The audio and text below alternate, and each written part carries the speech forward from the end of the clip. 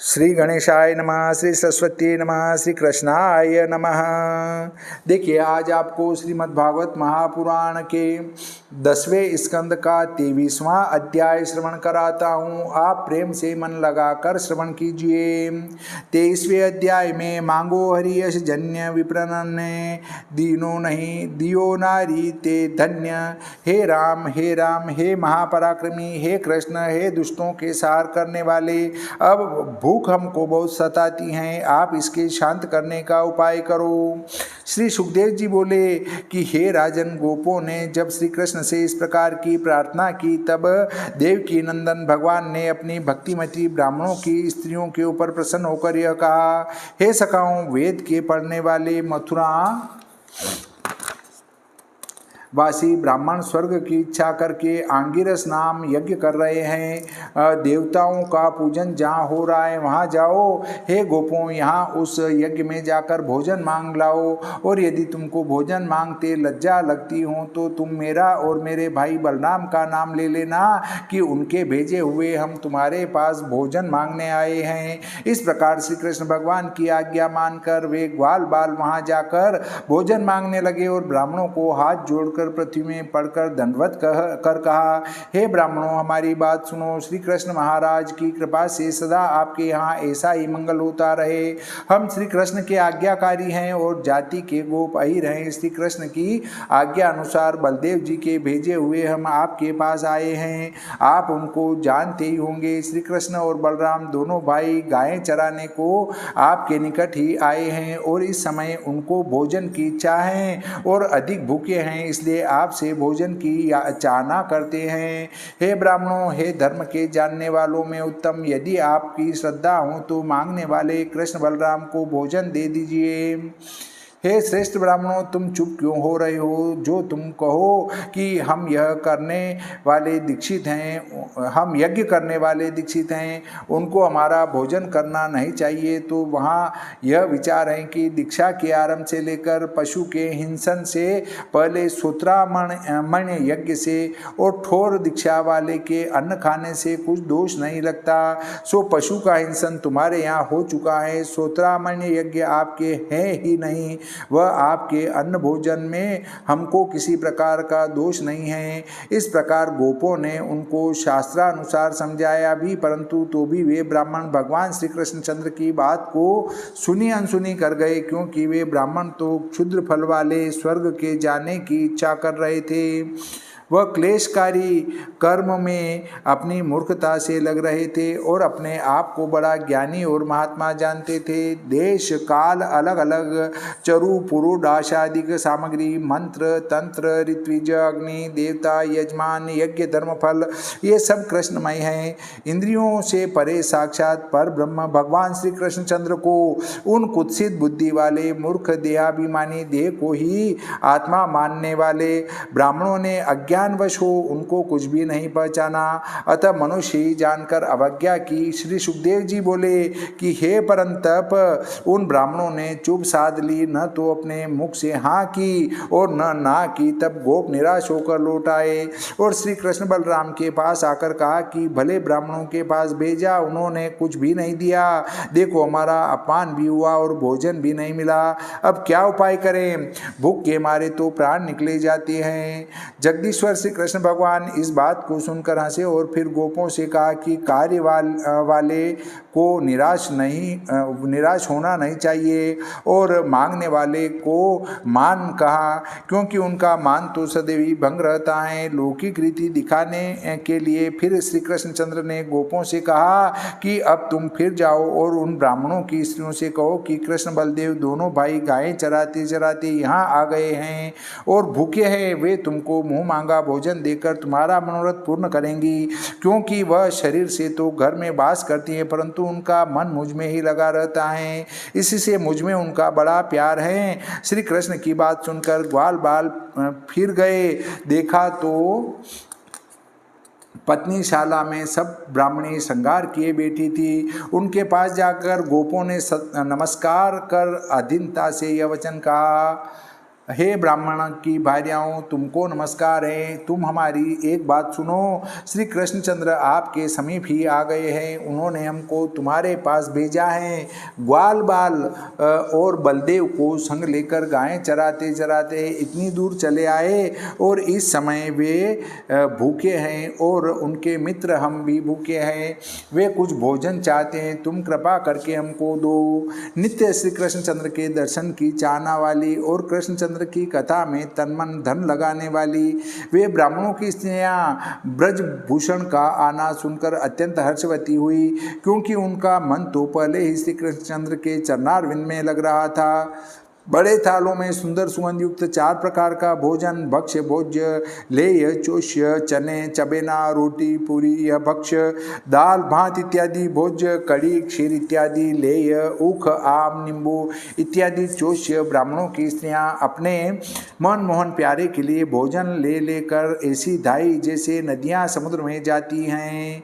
उनके पति, भाई, बंधु, पुत्रों ने बहुत तेरा रोका, परंतु वे न रुकी, क्योंकि उनके मन तो श्री कृष्णचंद्र के चरणारविंद में बरसों से लग रहे थे। तब उन ब्राह्मणों की स्त्रियों ने उसी अशोक वृक्ष के 9 पल्लवों से शोभायमान यमुना के निकट उपवन में ग्वाल बालों को संग लिए भाई बलराम समेत मनमोहन प्यारे को फिरते देखा। श्याम रूप पीत वसन धारण किए, वनमाला पहने, मोरपुच्छ का मुकुट शीश पर धरे, खारिया गेरू के छाप लगाए, धातु मूंगा पहने, नटवर वेश बनाए, सखा के कंठ में भुजा डाले, दूसरे हाथ में कमल के फूलों को घुमाते, कानों में कमल के फूल लटकाए, कपोलों पर अलके छिटकाए, मंद मंद मुस्कुराते श्री कृष्णचंद्र को देखा। हे राजन, जैसे जैसे गुण कृष्ण प्यारे के अपने कानों से सुनकर देखने की अत्यंत अभिलाषा थी, वैसे ही प्रत्यक्ष जाकर अपने नेत्रों से देखे और अपने आप को परम बड़भागी समझकर उस ब्रजराज के अनूप स्वरूप को नेत्रों के द्वारा हृदय में ले जाकर बहुत देर तक आलिंगन किया और मनमोहन प्यारे को वहीं रहने का स्थान दे सर्वत्र ताप को त्याग दिया। जैसे अहंकार वृत्तियां सुषुप्ति अवस्था की साक्षी हैं, उनको आलिंगन करके और उनमें ही लीन होकर सब ताप को त्याग देती हैं। पुत्रादि ग्रहादिक की सब आशा छोड़कर मेरा दर्शन करने के लिए आई हैं। उन ब्रह्मपतियों को देखकर सबकी बुद्धि की परीक्षा करने वाले श्री कृष्णचंद्र मुस्कुरा कर बोले कि हे बड़भागिनियों, तुमने बहुत अच्छा किया जो यहाँ आई। आओ हमारे समीप बैठो, इस समय हम तुम्हारी क्या शुश्रूषा करें।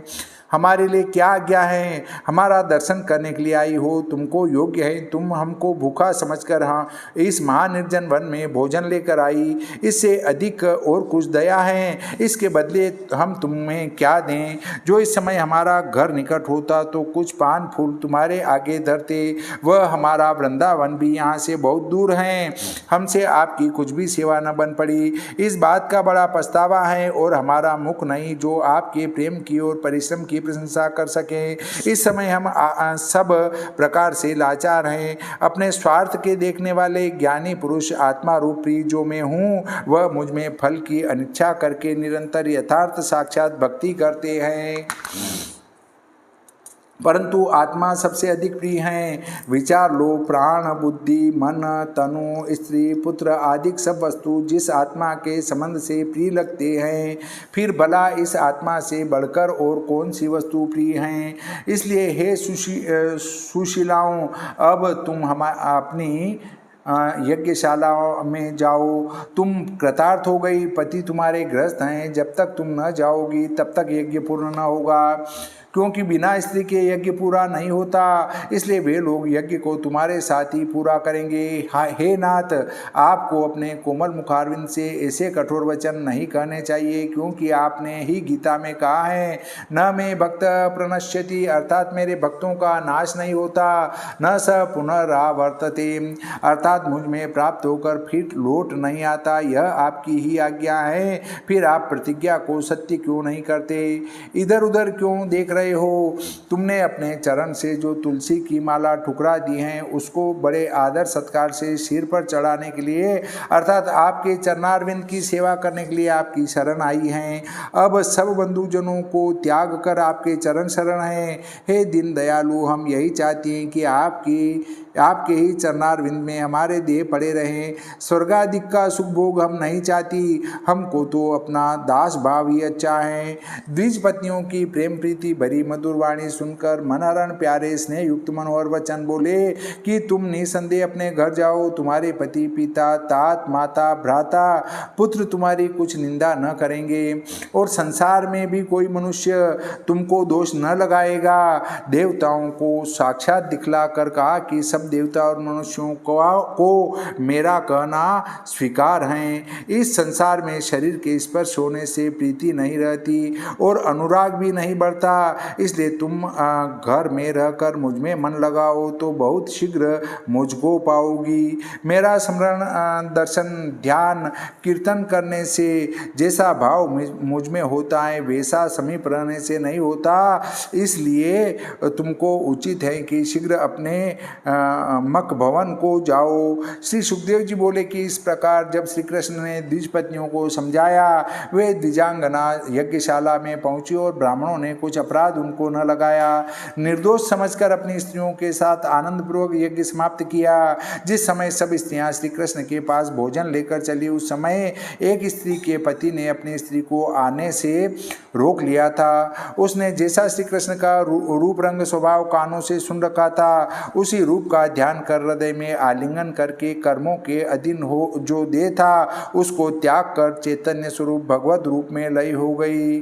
और जो पकवान मिठाई द्विजपत्नियां लाई थी, उन 4 प्रकार के व्यंजनों को यमुना के निकट कुंजों की छाया में बैठ अति प्रसन्न हो श्री कृष्ण वृंदावन विहारी अपने हाथ से भोजन कराते थे और सब सखा उस भोजन की प्रशंसा करके प्रेम से भोग लगा रहे थे।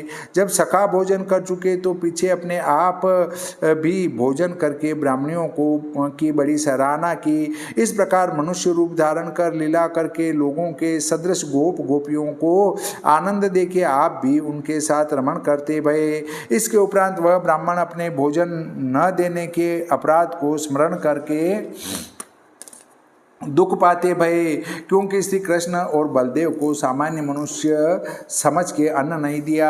उन अपनी पत्नियों की श्री कृष्ण भगवान में अलौकिक प्रीति देखकर और अपने आप को भक्तहीन समझकर अत्यंत दुखी हो बारंबार अपने आप को धिक्कार दे देकर अपनी निंदा करते थे। शुद्ध माता पिता से सावित्री यज्ञोपवीत हुए थे। यज्ञ की दीक्षा लिए से यह 3 प्रकार का हमारा जन्म है।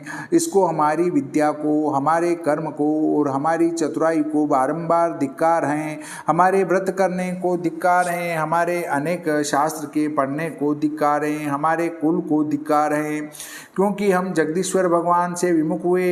धिक्कार हैं हम इस हमारी अदम बुद्धि को। निश्चय है कि भगवान वासुदेव की माया योगियों को मोह उपजाने वाली हैं।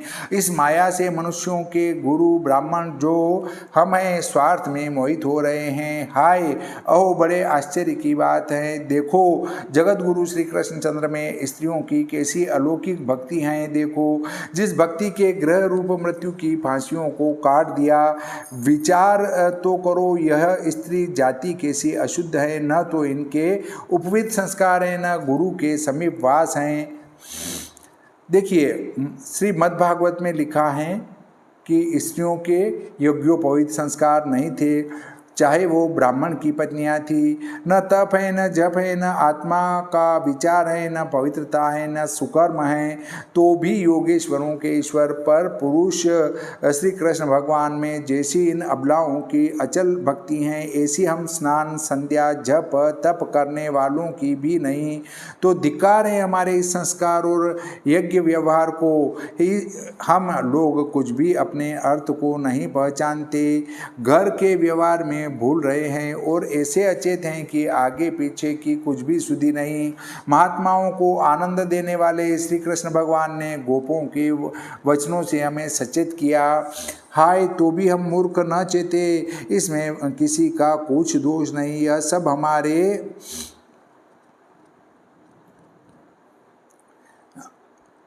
कर्मों का फल है। पूर्ण जिनका मनोरथ मोक्षादिक सब मनोरथों के अधीश्वर श्री कृष्ण भगवान हैं, उनको हमसे माया के वशीभूत पामर जीवों से क्या प्रयोजन था।